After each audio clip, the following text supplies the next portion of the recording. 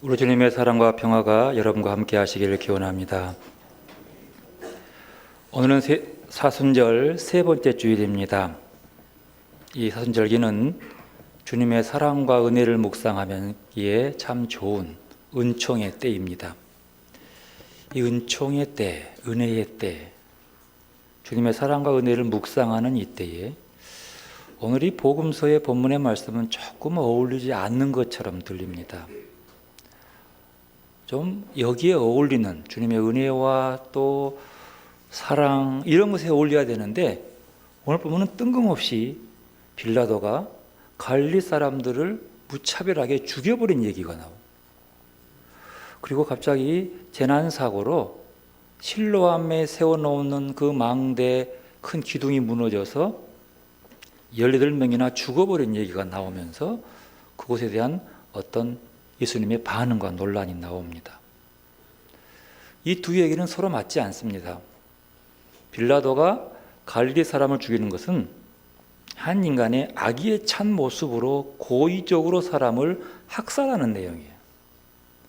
그리고 실로암 못에서 기둥이 무너져가지고 망대가 무너져 죽은 것은 전혀 사람의 의도와 상관없이 사고예요. 재난 같은 그런 모습입니다.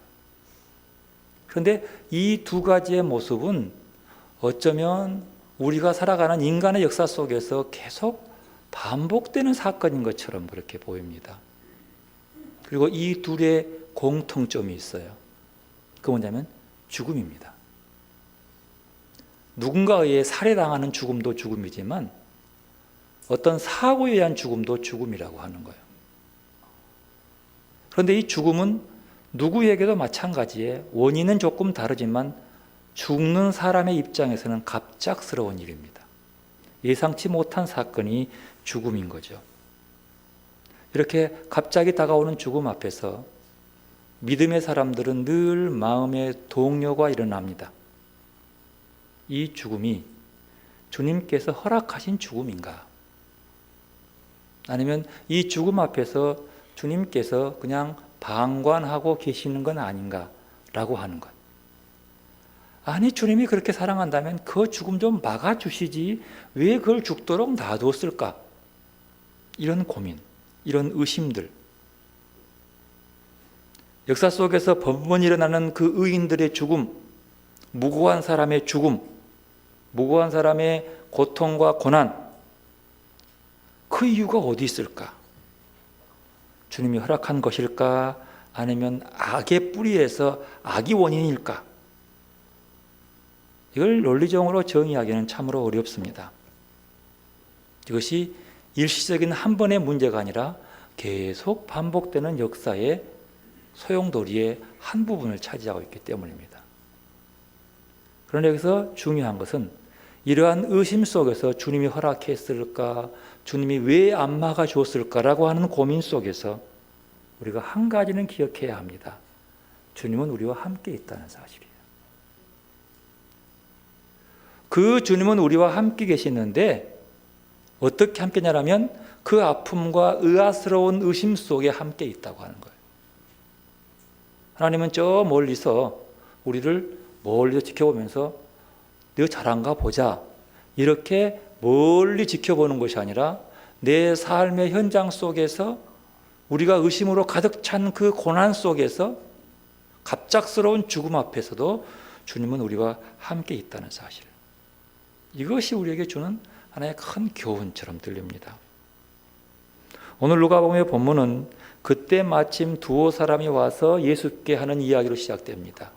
그때에 와서 하는 그들의 얘기가 이렇습니다. 13장 1절 말씀 함께 있습니다. 그때 마침 두어 사람이 와서 빌라도가 어떤 갈릴리 사람들의 피를 그들의 제물에 섞은 일로 예수께 아뢰니, 그때에 왜 이들이 와서 빌라도가 갈릴리 사람을 죽였다는 얘기를 했을까 이 말이에요. 그때가 언제일까요? 이때는 예루살렘의 전체 주제가 제가 몇 주제에 말했습니다. 예루살렘으로 향하는 예수님의 일행의 여정이라고 했어요. 누가복음에서 예수님이 예루살렘에 향하는 목적은 딱 하나밖에 없어요. 두 번 가지 않습니다. 한 번 가요. 뭐하러 가요? 십자가 지러 가요. 십자가 지러 가는 그 과정 속에서 주님은 제자들에게 많은 이야기를 가르치시고 많은 예를 들어서 그가 주님을 따라오기를 말씀하고 있습니다. 12장에 보면은 많은 얘기를 막 이런저런 어려운 얘기도 막 하고 뭐 조심해라, 뭐 경계해라 이런 걸 얘기를 하면서 12장 마지막 부분에 와가지고는 서로 송사하면서 누가 나를 고발해서 재판정에 가는 과정 속에 화해하기를 힘쓰라고 하는 권고를 하십니다. 화해 해결을 힘쓰라. 재판받기 전에 화해하라. 이 얘기를 해요. 이 얘기가 끝난 다음에 갈릴리 사람이 두어 명이 들어와서 이 말을 하는 거예요. 빌라도가 갈릴리 사람들을, 제사 드리는 사람들을 죽여가지고 그 피로 제사하는 동물의 피와 섞어 드렸습니다. 이 말이 어떻게 들리십니까? 왜 그 말을 했을까 생각해 봤어요. 저 개인적으로는요, 이렇게 들려와요. 아니, 예수님, 이런 상황 속에서 우리가 화해하라고요, 그 사람하고? 그 얘기예요. 그러면 유대의 총독 빌라도가 성전뜰에서 희생 제물을 드리던 갈릴리 사람들을 학살했다는 거예요. 이게 역사적으로는 정확한 증명이 안 되지만 누가복음만 기록이 있는 얘기입니다. 그러나 이 빌라도의 성정을 보면 충분히 그러고도 남을 사람입니다. 빌라도는 굉장히 무자비한 사람이었고요, 잔혹한 사람이었습니다. 자기가 유대의 총독으로 있을 때에 어떤 흠도 잡히지 않기 위해서 어떤 이유에서건 폭력으로 진압하고 그들을 죽여버리면서 평화를 유지하려고 했던 사람이 빌라도예요. 왜냐하면 유대는 경계의 지역이거든요. 이 나라를 다스리는 총독이 그곳에서 소요나 반란이 일어나지 않도록 잠잠하게 시켜야 했어요.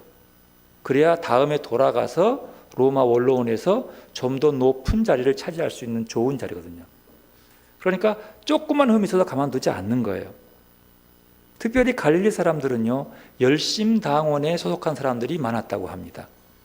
열심당원이 뭐냐라면 유대의 독립을 위해서 무력을 준비해서 무력으로 그들을 정복하고 독립하겠다고 하는 그런 의지를 가진 거예요. 가룟 유다도 그런 사람들이었다고요. 평화를 이용하는데 무력으로, 즉 일제치하 속에서 독립군들이 이 나라의 독립을 위해서 무장한 것처럼 그렇게 마찬가지예요. 열심당원들은 로마로부터 독립하기 위해서 무장을 하고 군사훈련했던 사람들이에요. 근데 그 사람들 속에 상당수의 많은 사람들이 갈릴리 출신이라는 표적이 담아있는 거예요. 그 이유는 갈릴리 사람들이 가난한 사람들이었습니다. 예루살렘부터 멀리 떨어진 변두리 사람들이요, 소외된 사람들이요. 그러나 민족의식은 강하죠. 나라를 살리기 위해서. 그래서 그들이 무장 세력이 나고 또 데모도 많이 나고, 요세푸스의 기록에 의하면 제가 정확히 모르겠습니다. 어느 기록인지 모르겠지만 갈릴리 나사렛 동네에 폭동이 나가지고 굉장한 잔인한 살상이 있었다고 그래요. 그때 시절에 갈릴리 사람들은 굉장히 많이 데모하는 사람들이었어요. 그리고 독립을 외쳤던 사람들의 모습들이에요. 그래서 어쨌든 이 빌라도의 마음속에는 갈릴리 사람 하면 이게 어떻게 하면 제거해버릴 사람으로 보는 거예요. 그래서 그들이 함께 뭉쳐서 오면 불안하고 그들이 소요 일으키기 전에 제거해버리려고 하는 마음이 있었다고 하는 거예요. 그런데 6월절이 되었어요. 6월절에는 유대인들이 모두가 다 한결같이 남자들은 함께 모여서 예루살렘으로 와서 희생 제사를 드리는 날입니다. 그리고 6월절 축제로 애굽에서부터 구원해 주신 은혜에 감사해서 모였어요. 애굽의 압제에서 해방된 날을 기념하는 날. 그런데 하필이면 그날이 그 시대에는 로마의 압제에 있는 상태거든요. 그러면 6월절이면 이 민족은 또다시 마음속에 뭐가 생길까요? 로마로부터 해방을 꿈꾸는 거예요. 그런데 갈릴리 사람들이 뭉쳐와서 함께 제사를 드립니다. 양을나 소를 잡아서 그 피를 뿌리면서 불을 태워서 번제를 드리는 현장이에요. 그런데 그 자리에, 하나님께 제사를 드리는 자리에 빌라도의 군대가 와서 사람들을 학살해버린. 옛날에 무기는 총이 아니라 칼이니까 몸을 베면 사람의 피가 막 진동을 하겠죠. 한 사람당 한 마리의 양을 제압했는데 그 한 사람이 죽었으면 그 피가 어디로 튕기겠어요? 이 제물에 한 개 튀길 것 아니에요. 그러니까 양의 제물로 드려야 되는 그 자리에 그 사람의 피까지 섞어서 죽는 거예요. 이것은 어떤 소요라기보다도 그 제사의 부분을 하나의 소요로 보고 진압하기 위한 폭력적 진압이 잔인한 죽임으로 다가가고 있죠. 이걸 학살이라고 그래요. 이건 무고한 사람들의 죽음들이에요.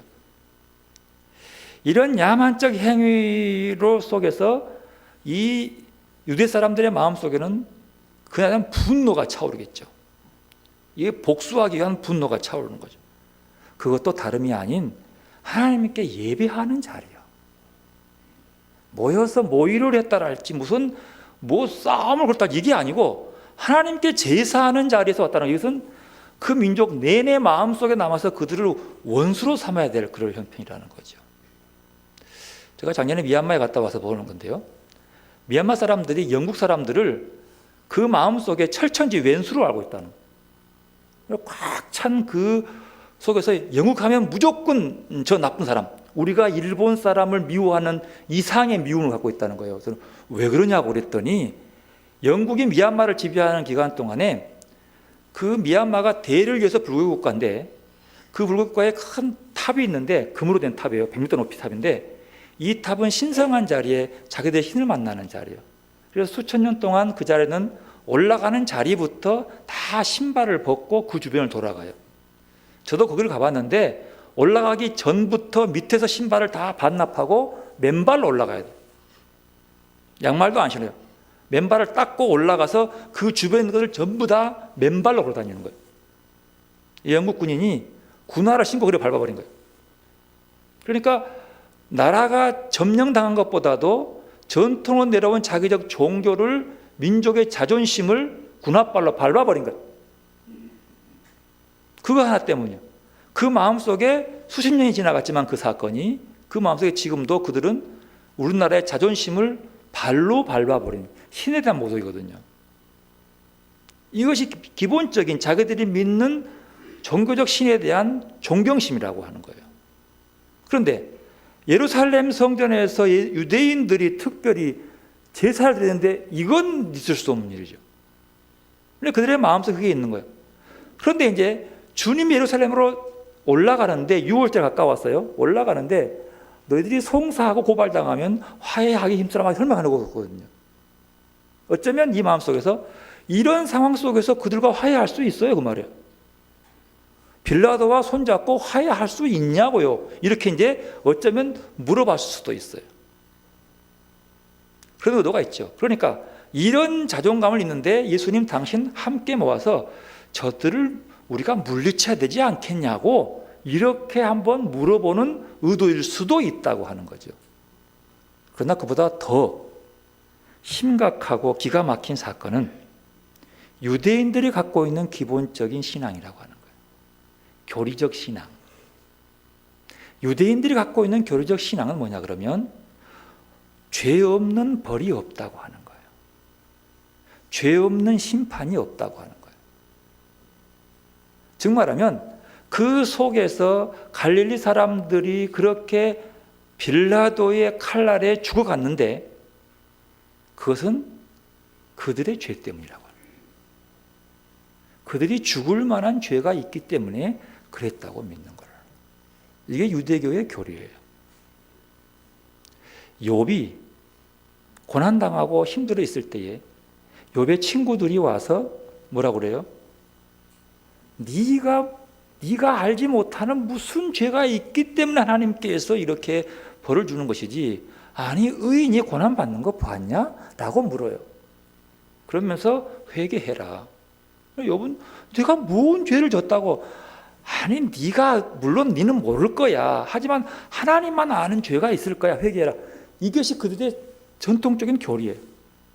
죄가 있으면 벌 받는다. 특별히 이 일은 유대교 지도자들인 바리새인들과 제사장들과 서기관들 그 다음에 그곳에 있는 높은 장로들, 이들의 마음속에는 더욱더 뜨겁게 이것이 강한 거예요. 너희들이 그런 짓을 한 것은 너희가 지은 죄에 대한 하나님의 벌이라고 하는 거예요. 즉 말하면 무차별적인 자기 동족이 이런 제사를 드린 하나님 앞에서 목숨을 잃은 그들에게 함께 아파하고 함께 울어주고 그 백성을 위로하고 백성들을 대신해서 지도자들이 빌라도에게 항의하고 사과를 받아내려고 해야 되는 것이 정상일 텐데도 불구하고 너희들이 무슨 독립운동 한다고 무력을 사용하고 폭동을 일으키는 것은 하나님 보시기에도 온당치 않기 때문에 너희들이 빌라도의 군대에 죽는다, 이렇게 믿은 거예요. 너희가 준비한 죄가 그대로 받는 거라고 얘기하는 거예요. 한편으로는 그게 맞은 것처럼 보일 수 있어요. 그러나 그 속에는 뭐가 없어요? 빌라도 군인들의 잔혹한 학살 행위에 대한 항의는 없어요. 그들이 지은 죄는 없고 죽은 사람에만 죄가 있다고 믿는.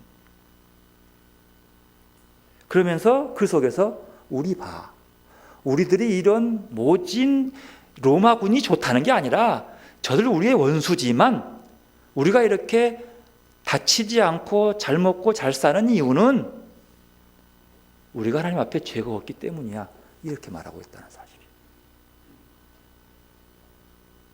유대인들의 사고방식에 의하면 일본 시대 때에 어려움 당하고 힘듦 당하고 채찍 맞고 감옥 갇히고 순교당한 사람들은 뭔가 죄가 있기 때문이고, 그 시절에 잘 먹고 잘 사는 이완용의 집안 내력들은 죄가 없기 때문이야. 죄가 없으니까 하나님이 그들을 복주어서 그렇게 자손 대대로 대한민국 독립대에다 그 후손들 잘 살고 있지, 이렇게 말하는 거랑 똑같은 거예요. 이런 믿음이 유대인들에게 꽉 깔려 있기 때문에 그 죽음 앞에 누구도 빌라도에게 항의하지 않습니다. 한마디로 빌라도의 그 폭력적인 학살을 당한 그 고통, 그 비참함보다도 더 비참하고 힘들게 만든 것은 그들이 잘 지킨다고 말하는 유대교적 교리였어요. 이렇게 유대인들은 역사적으로 그 교리적인 논리 뒤에 숨어서 가난하고 병든 자들을 끊임없이 정죄하며 상대적으로 부유하고 평탄한 자기들은 죄가 없기 때문이라고 자부심을 느꼈어요. 그리고 이 땅에서 자신들이 누리는 모든 부유함과 명예가 자기의 의로움 때문이라고, 너희들은 그런 의로움이 없기 때문에 그런 가난과 병듦이 있다고 믿었던 것이죠. 지금 우리들의 신앙생활에서도 이런 생각을 하고 있지는 않는가요? 현재의 고난을 당하고 있는 사람들은 모두 우리가 알지 못하는 죄가 있기 때문이라고 생각하고 있고, 오늘 평탄하고 건강하게 사는 것은 죄가 없기 때문이라고 자부하며 살고 있지 않냐, 이 말입니다. 여러분, 지금 우리가 어려운 일이 생기고 큰 병이 걸리고 집안에 우환이 생기면 입버릇처럼 하는 말이 있지요. 뭐라고 그래요? 내가 무슨 죄가 있다고 이런 안 좋은 일이 생겼노? 내가 그래도 지금까지는 반듯하게 잘 살아왔는데 왜 이런 몹쓸 일이 우리 집에 생겼노? 혹시 이런 생각하지 않습니까? 바로 이 한탄은 뭐냐면 내가 지은 죄의 결과라고 하는 거예요. 근데 이것은 한편으로 맞아요. 죄의 결과가 벌로 오는 것은 한편으로는 맞습니다. 죄의 삭은 사망이 당연한 거예요. 보십시오. 이번에 발표했죠. 포항에 나는 지진. 이것은 자연적으로 생긴 것이 아니고 사람이 지질에 어떤 그 속에서 지혈을 통해 가지고 에너지를 얻기 위해서 공사하다가 그놈의 돈 때문이요, 욕심 부리다가 지진을 유발시켰다고 하는 거예요. 이것은 뭐예요? 인간의 욕심, 결국 욕심이 잉태해서 죄가 되고 죄의 결과로 지진이 나버린 거예요. 이것은 당연한 결과예요. 그러나 모든 것이 죄의 결과라고 하는 거예요. 수년 전 여러분 기억할 거예요. IT에서 지진 나가지고 그 조그마한 나라가 그냥 완전히 섬나라가 날아갔잖아요. 지금도 그게 생생해요. 그들이 죄를 많이 졌기 때문일까요? 그들이 예수를 잘못 믿어서 그런 것일까요? 서울의 대형교회 감리교회 목사가 자기 아들한테 교회 세습한 그 교회 목사가 인도네시아 쓰나미가 왔을 때에 그 10만 명 이상이 죽었다 그래요. 통계될 수 없는 사람이 많이 죽었어요. 뭐라고 한 줄 아세요? 저거 예수 안 믿어서 저렇게 벌받았다고 얘기한 거예요. 설교 시간에 교인들은 아멘 했어요.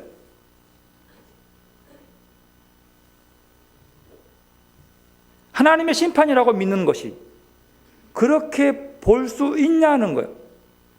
그러면 다른 건 다 두고 그 죽은 사람들의 입장에서 그들의 죄 때문에 그랬냐고 하는 거예요. 아니, 그들이 예수를 안 믿어서 그랬냐고 하는 거예요. 이렇게 물어볼 수 있어요. 이게 물어도 될까 모르겠지만 5.18 광주 민주항쟁 때 우리나라 군인들에 의해서 학살당한 그 많은 광주 시민들, 지금도 숫자를 파악할 수 없을 만큼 죽어왔던 그 사람들의 죽음은 그들의 죄 때문인가요? 아니, 그들이 나라에 대해서 전두환이 대통령 못되게 데모해서 폭력 시위를 했기 때문에 그렇게 잔혹하게 진압해서 죽은 그들의 죄의 결과인가요?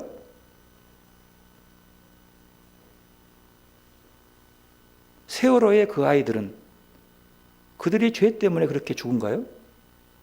그의 결과입니까, 그게? 아니, 우리는 의로워서 죄를 안 지어서 그 배를 안 탄 건가요?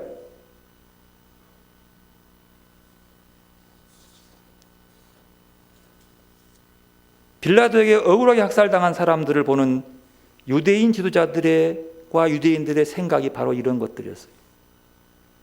그들은 억울하게 죽은 사람들에 대해서 깊은 슬픔도 연민도 없이 그저 그들을 죄 때문에 그렇게 된 것이라고, 하나님의 심판받은 것이라고, 그러니까 그렇게 알고 너희들은 저런 죄 짓지 말아라고 그렇게 문제를 해결하려고 했습니다. 그러면서 그들은 자신들은 갈릴리 사람들처럼 저런 끔찍한 일을 당하지 않는 이유는 상대적으로 자기들이 경건하기 때문에 살려두고 있다고. 저들은 저들 때문에 갈릴리 사람들이 대리어 저렇게 고생하고 살고 있다고 무시하고 차별합니다.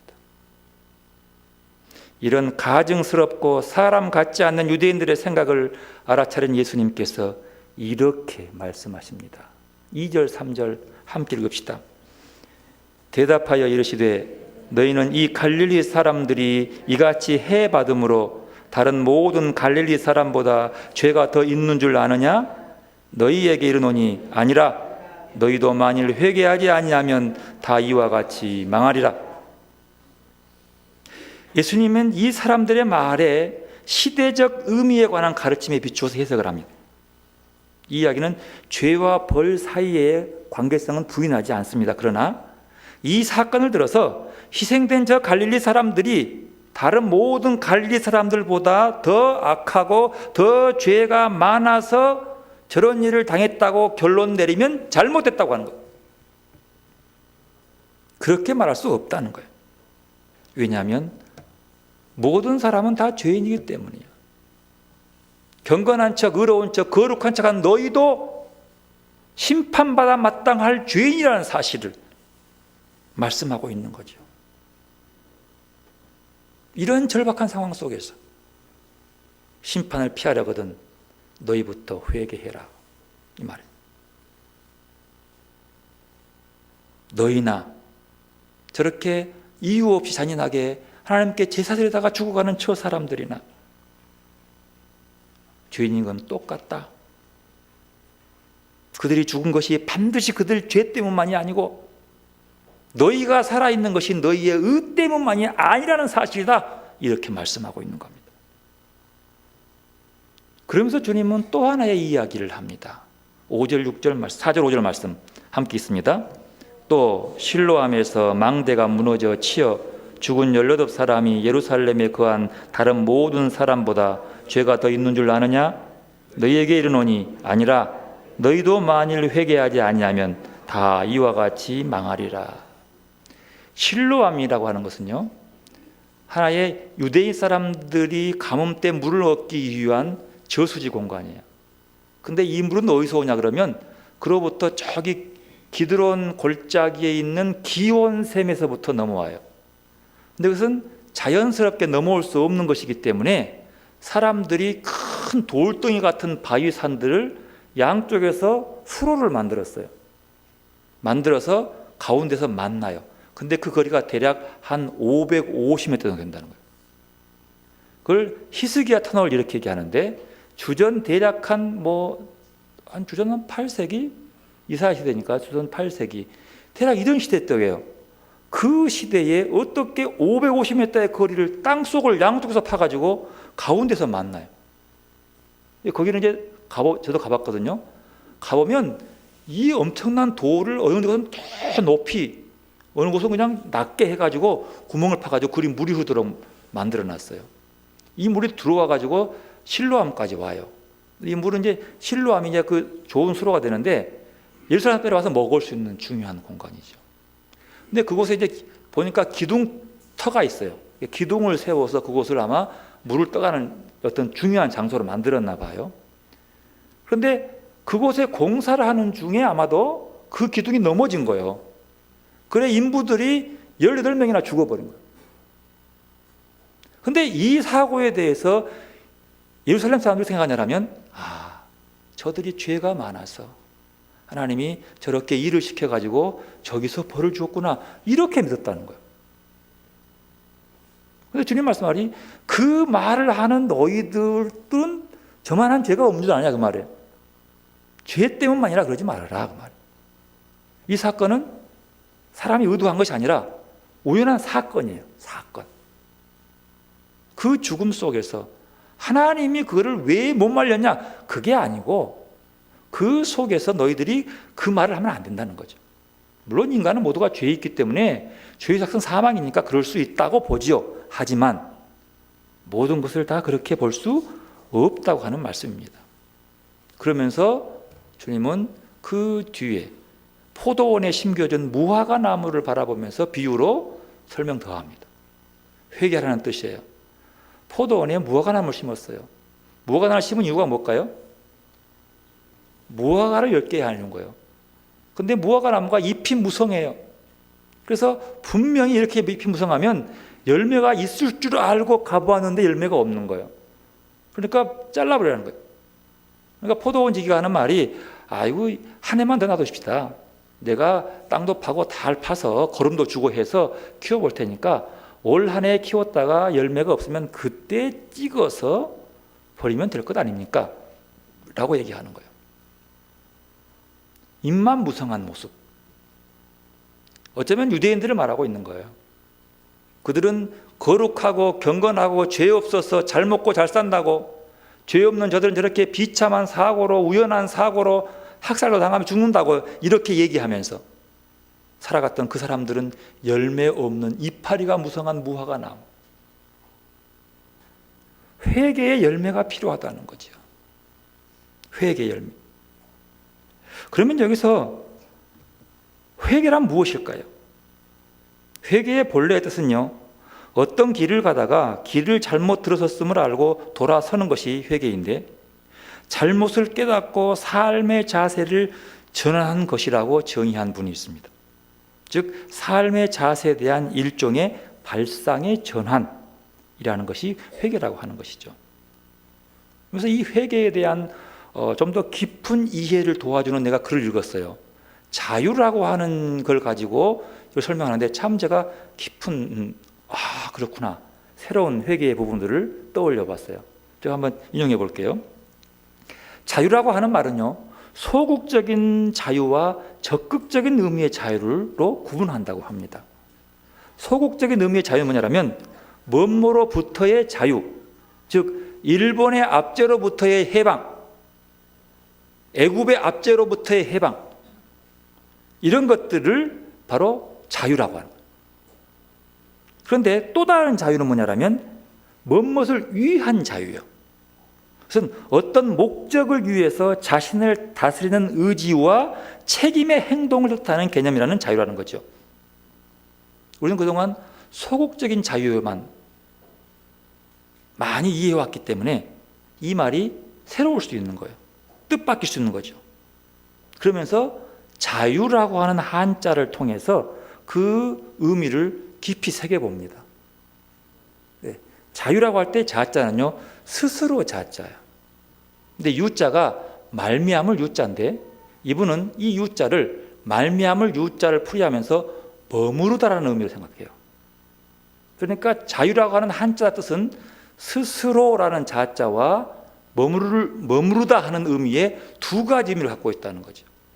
이 두의 합성을 시키면 자유는 뭐냐라면 스스로 머무르는 것을 얘기하는 거예요. 스스로 머물다. 강요나 지시나 훈계를 통해서 억지로 자신을 해방시키는 것이 아니고 그 해방시키는 것이 아니라 강요가 아니라 스스로 자신을 다스리는 행위예요. 스스로 어떤 목적을 위해서 다른 것들을 제거하는 것을 얘기하는 거죠. 이를 영적인 의미로 풀어야 한다면 하나님에게 머무르기 위해서 인간에게 다가오는 유혹들과 세상의 좋은 것에 대해서 해방하는 것을 자유라고 보는 거예요. 하나님에게 스스로 머물기 위해서 스스로 머물도록 방해하는 것들을 통해서 자유하는 것, 이걸 떨쳐내는 것들이에요. 이런 적극적이고 포괄적인 이해를 통해서 회개에 대해 살펴보면 우리가 회개라고 하는 것은 흔히 죄를 전제로서 죄에서 돌아서는 것이 전부라고 봤는데 좀 더 나가면 다른 면이 있다고 하는 거죠.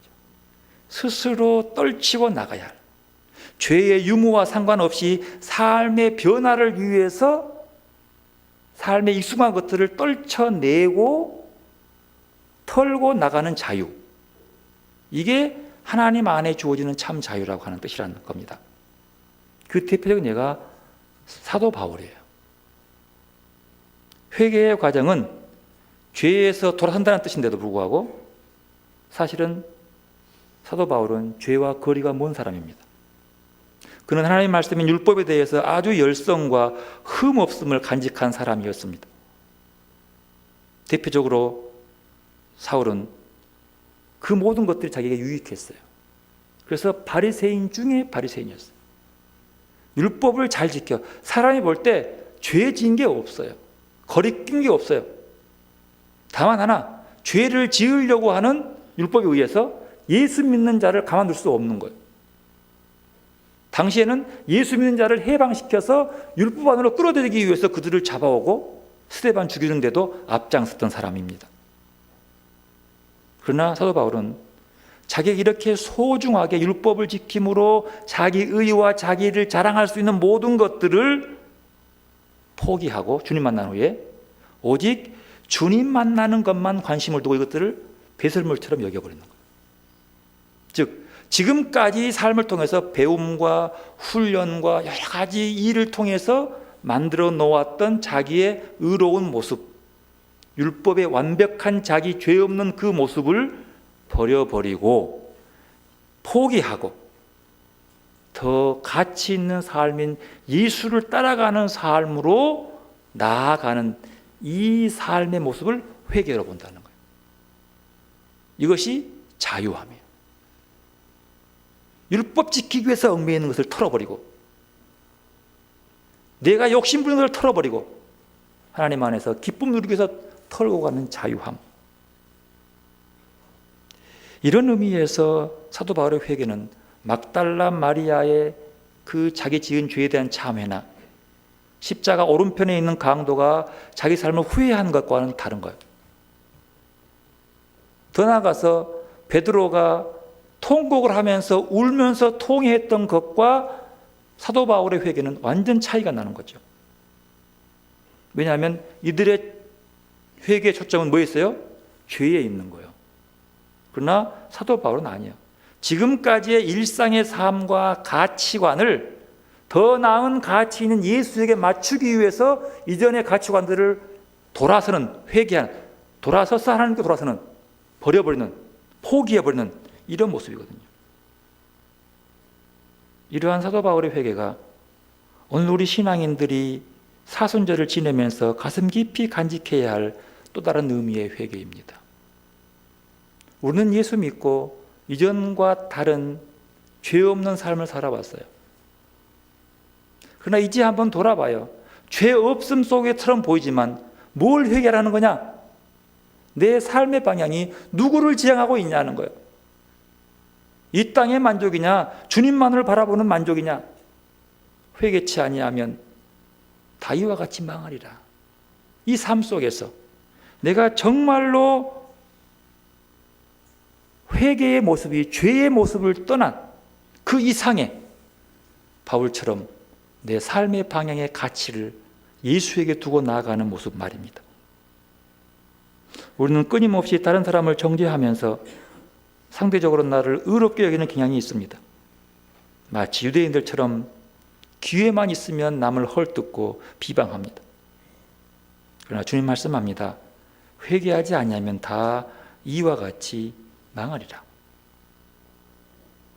회개는 예외가 없습니다. 회개가 필요치 않은 사람이 아무도 없습니다. 이것이 오늘 본문에 주시는 말씀. 이런 맥락을 가지고 회개란 말을 해석해 보면 회개란 단순히 죄에서 돌아서는 것 이상의 의미를 갖고 있다는 것을 짐작할 수 있는 거죠. 열매 맺기 위해서 지금까지의 삶의 일대 변화를 가져와야 한다는 거예요. 가치관의 변화에, 걸어가는 삶의 태도에 바꾸어짐이라는 뜻입니다. 그래서 오늘 본문 사회 본문에는 말씀합니다. 악인은 그의 길을, 불의한 자는 그의 생각을 버리고 여호와께로 돌아오라. 그리하면 그가 긍휼히 여기시리라. 우리 하나님께로 돌아오라. 그가 너그럽게 용서하시리라고 말씀합니다. 오늘 사회의 말씀은 하나님께 돌아오라고 하십니다. 열매 없는 길에서 돌이켜 하나님께로 돌아오라고 합니다. 우리의 생각이, 우리의 언어의 습관이 하나님께로 돌아오라고 하십니다. 그래야 하나님의 자녀가 될 수 있다고 말씀합니다. 나의 정신세계가, 나의 영적인 세계가 온통 하나님의 사람이 되어라고 말씀하고 있습니다. 내가 갈던 길, 내가 가고 싶은 길에서 나를 지배하는 생각에서 돌이켜 하나님께로 돌아오라고 합니다. 그러면 하나님께서 불쌍히 여겨주시고 용서의 은총을 내려 주겠다고 말씀합니다. 그러면서 말씀하시기를 하나님의 생각과 내 생각이 다르고 내 길과 하나님이 원하시는 길이 다르기 때문이라고 얘기합니다. 내 생각을 버리고 하나님의 생각으로, 내 길을 버리고 하나님이 인도하는 길로 오라고. 이것이 진정한 회개의 열매라고 합니다. 은총과 회개의 절기인 사순절에 우리의 신앙을 돌아보고 새롭게 하는 회개의 열매를 맺고 있는지 돌아보시기를 바랍니다. 더불어 비겁하게 다른 사람의 약점이나 공격하면서 상대적으로 나는 의롭다고 여기고 있지 않는지 또 돌아보시기를 바랍니다. 오늘 말씀은 우리를 회개로 초대하고 있습니다. 인간은 죄를 벗어날 수 없고 죄는 하나님과 하나 될 수 없습니다. 그러므로 인간은 끊임없이 회개해야 합니다. 그러나 진정한 회개는 하나님의 무한한 사랑을 깨달을 때에만 가능합니다. 회개 없는 구원 없습니다. 구원이 무엇입니까? 구원은 하나님과의 만남입니다. 그분과의 일치함을 이루는 것이 구원 아니겠습니까? 참기름에 물을 부어서 아무리 흔들어 섞어도 참기름과 물은 하나가 될 수 없습니다. 절대로 구분될 수밖에 없는 거예요. 인간은 태어나면서부터 죄의 조건을 가지고 있는 사람들입니다. 죄를 떠날 수 없습니다. 죄와 하나님이 화합할 수 없습니다. 죄인 우리가 구원되는 길은 어디 있습니까?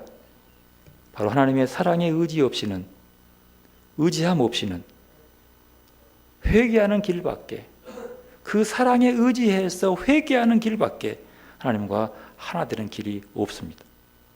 그래서 회개는 은총입니다. 고요히 내가 죄를 지어 하나님의 마음을 상하게 해드렸다면 회개해야 용서와 구원을 얻을 수 있는 노릇인데, 이 회개마저도 내 힘으로 될 수 없다는 사실이 참으로 안타깝습니다. 이것이 인간의 한계입니다. 그러나 그 속에 좀 더 깊이 주님, 내게 회개할 수 있는 믿음 주옵소서, 참된 뉘우칠 수 있게 해달라고 기도하면서 겸손히 은총의 손길을 기다려야 하겠습니다. 그래서 우리의 마음이 부서지고 낮아지면서 사순절기를 보내야 하겠습니다. 시편 50편 17절 말씀합니다. 하나님께서 구하시는 제사는 상한 심령이라.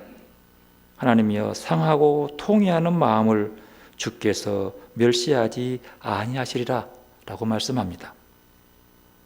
겸손한 마음으로, 회개하는 마음으로 주님과 하나 되는 구원의 길을 걸어가는 성도들이 되시기를 바랍니다. 기도로 나가십시다. 무한한 하나님의 사랑을 깨닫고 회개 자리로 나와서 주님을 만나는 시간 되시기